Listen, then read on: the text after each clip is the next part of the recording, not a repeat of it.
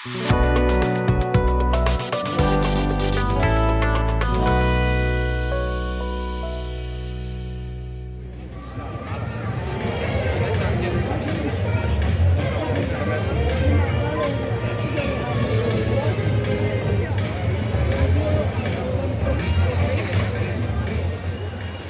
مهرجان الفيلم في سراييفو أقيم في الفترة من 25 أكتوبر إلى 5 نوفمبر عام 1995.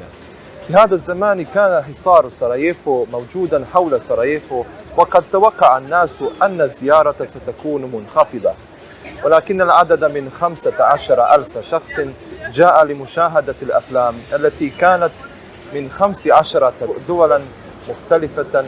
فالحفلة تطورت بسرعة إلى حفلة مميزة في جنوب شرق أوروبا، جاذبا لأكثر من 100,000 أشخاص سنويا، ولكل برنامج عرض 100 أفلام من 60 بلدا مختلفة.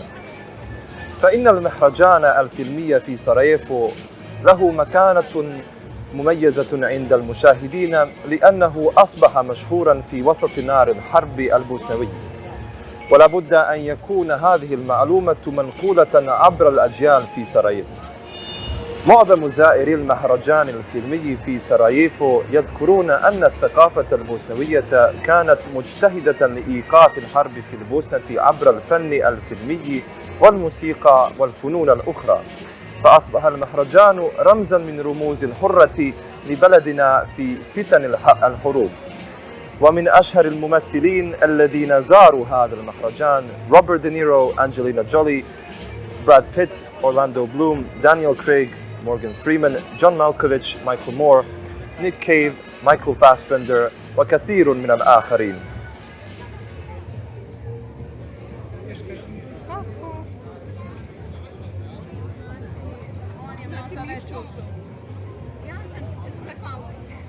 هذا المهرجان ينظم في المسرح الشعبي وينشر بقربه البساط الأحمر.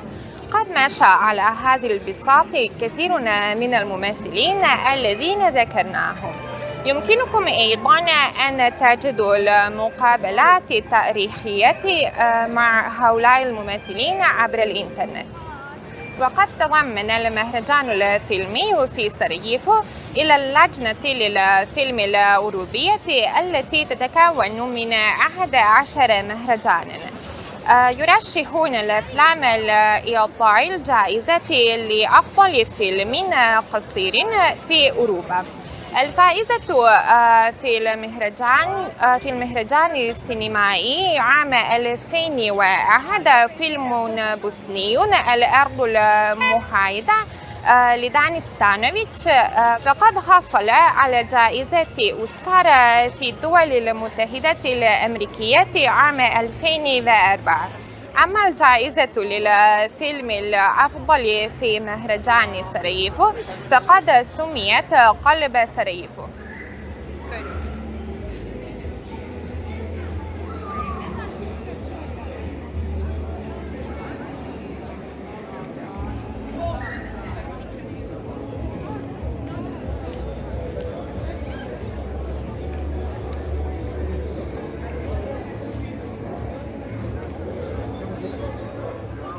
انطلقت في 12 من أغسطس فعاليات مهرجان سينمائي في سراييفو، وهو في نسخته 28 بعد توقف دام عامين من أجل جائحة كورونا. أقيم حفل الافتتاح في المسرح الوطني، وكان بمشاركة شخصيات مهمة من عالم السينما.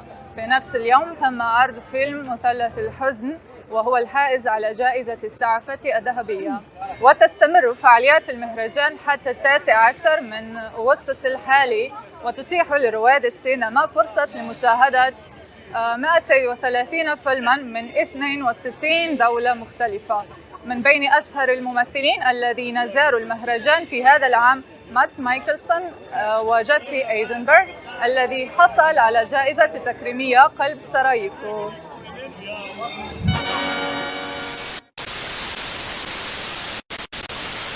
62 دولة.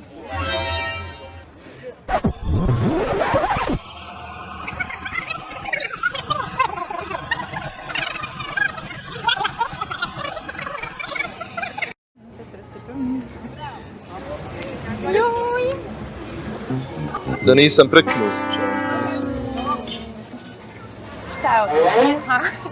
النسخة 28 في هذا العام.